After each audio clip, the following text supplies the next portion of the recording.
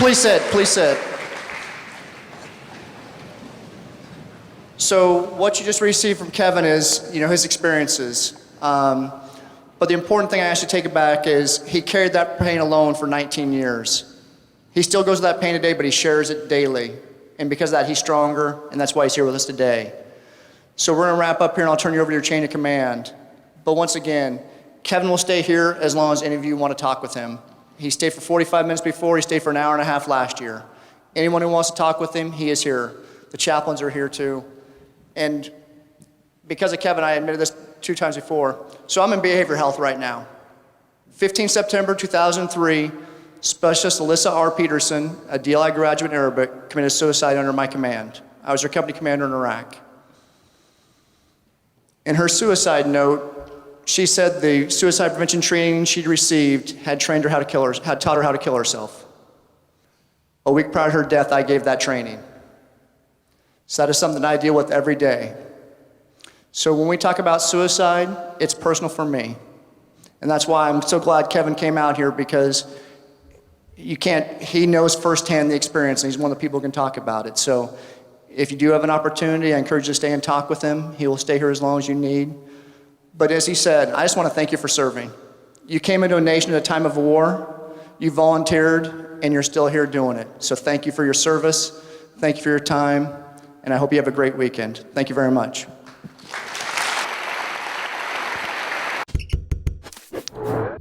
I am not going to do a long introduction for Kevin. I'll just be up front. He survived jumping off the Golden Gate Bridge, and you'll never forget this talk. So ladies and gentlemen, Mr. Kevin Hines.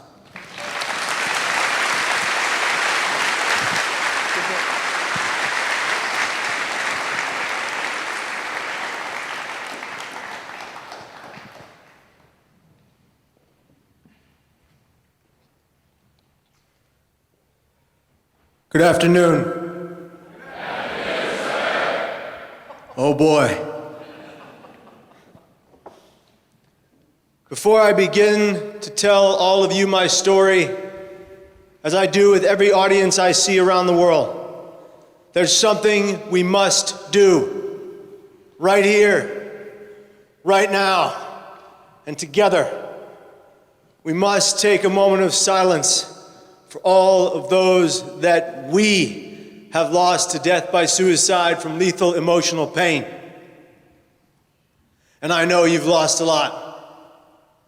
In my short 37 years on this gorgeous planet, I've lost 8 people I love to that pain.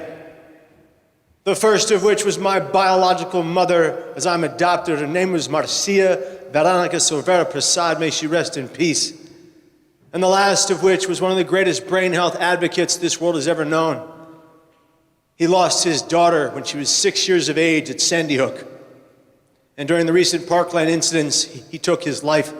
He couldn't bear the brunt of his pain any longer. He took his life where he had me speak with him on stage last year. Heartbreaking, devastating. I think about all 8 of them every waking moment of every single day.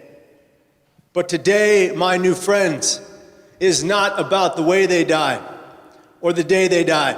No. Today is about how they lived before they ever got sick in the first place. Today is about the beauty that they were and the light that exuded from within them when they were still here.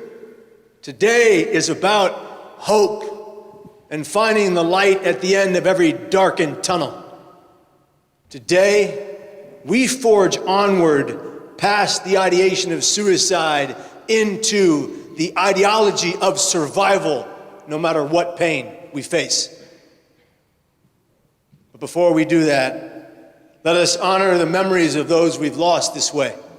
Let us hold them dear. Let us remember the last time we heard them laugh, the last moment we saw them smile, the last warm embrace they gave us, the last handshake. Let us remember the light that exuded from within them. Let us celebrate their lives on their birthday, the day they were brought into this world without that pain. I celebrate the lives of those 8 I lost on their birthday, and I do it with gluten-free cake and a candle, because that's how I roll. Let us hold it dear, and let us have that moment of silence right now for all of those that we have lost this way.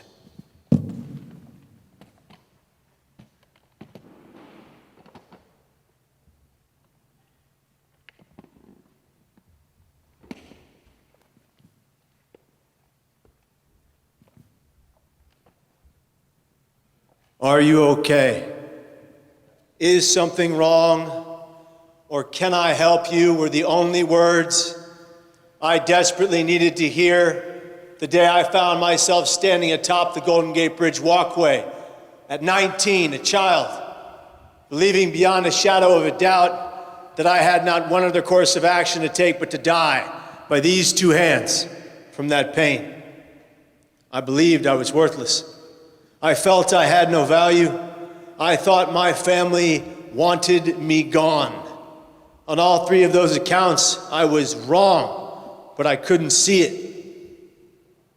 I couldn't see the forest through the trees. I couldn't see that light existed. No matter that I could not see it, it was there. The hope existed. I just hadn't walked far enough to reach it. At 19 years of age, I was 2 years past being diagnosed with bipolar disorder type 1 with psychotic features. A brain disease, a mental illness, the very same brain disease both my biological parents had before me. They called it manic depression in their day. When I was diagnosed at 17, my brain, in essence, broke. I had a complete mental breakdown on stage at Archbishop Reardon High School in front of 1,200 people. I looked out into that crowd, and I believed beyond a shadow of a doubt that every single one of the 1,200 individuals were at any moment going to rush the stage to kill me. Extreme paranoid delusion. It's something that I would find following me for a very long time. It's something that would melt my mind over and over again, believing that people were trying to hurt me, out to get me, coming to kill me. But that first severe symptom led me to run off stage, run to the lobby. I was met there by Mr. John Fennell. John Fennell was the theater director. He was a failed actor turned high school thespian director. He was a character. He had a box haircut from 1987 in the year 1997, but his mustache was from 1962. Somehow John made it work. His hair was charcoal gray from all of his incessant smoking. He was the greatest teacher any of us would ever have, but he was also a broken man. John Fennell would be the second person I would lose to death by his hands from lethal emotional pain to suicide. But that's a story we don't have time for. If you did anything other than what John Fennell told you to do on stage, he'd take his left thumb, he'd place it in the right corner pocket of his mouth. He'd pop it out, making a loud, echoing, popping sound throughout the entire theater. And he would yell, "Hines, that's the sound of your head coming out of here." Anyway, that's what John Fennell would do when you made a mistake. I made lots of mistakes. I ran into the lobby. John was 3 sheets to the wind. He couldn't bear to see his shows that he produced and directed sober. He was in the very last seat in the very back corner in the left-hand side, drinking himself into oblivion. I run to the lobby. He meets me there. He sits me down in the theater treasurer's chair, which was very fitting. At the time, I was the theater treasurer. A, the kid with no conceptual math skills. That was a bright idea. The books were always wrong. I blamed John. B, I ran unopposed for treasurer chairman, and I won because I'm a champion. John sits me down in that chair and he says, "Hines, can you please finish the performance? It's not even intermission yet. What are you doing?" And I just babbled incoherent nonsense for the next 10 minutes. I could not make out 3 words in a row that made sense. John called my mom. And Deborah Joan Hines came to pick me up, and I will never forget the look in her eyes as she gazed into mine, because I could see that within hers the depths of insanity brewing behind mine. She took me to see my first psychiatrist. This guy, Dr. J. Kevin Rist. Now I have this feeling that she only picked J. Kevin Rist Because his name is J. Kevin, and my name is J. Kevin, which is not how you pick a psychiatrist. They said Dr. Rist was one of the best in the field. His apprentice, his secretary, people we didn't know who referred us to him. Dr. Rist himself would tell me every session, he would say, Kevin, Kevin. He always did that with his hands. Kevin, Kevin, isn't that annoying? Let's do it again for posterity. Kevin, Kevin, I'm one of the best in the field. And I would look at him, and I finally said to him after 17 sessions, yeah, Doc, you're also clearly a very humble man. Dr. Rist put me on medications, too many in fact, 14 a day, that were toxifying in my brain, one of the best in the field. He was on methamphetamines the entire time he treated me and his other patients. I hold no ill will toward Dr. Rist. That's not indicative to the field of psychiatry and medicine. Psychiatry and medicine has helped save my life until right here, standing before you. But Dr. Rist was unwell, and he needed help, and he wasn't getting it like my biological parents needed help.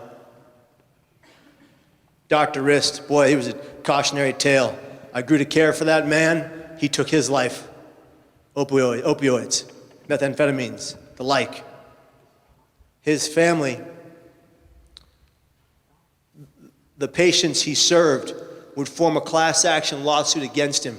They would take his house, they would take his car, they would take everything he owned, and they would leave the family without a home. They asked me to be a part of it. I said, absolutely not.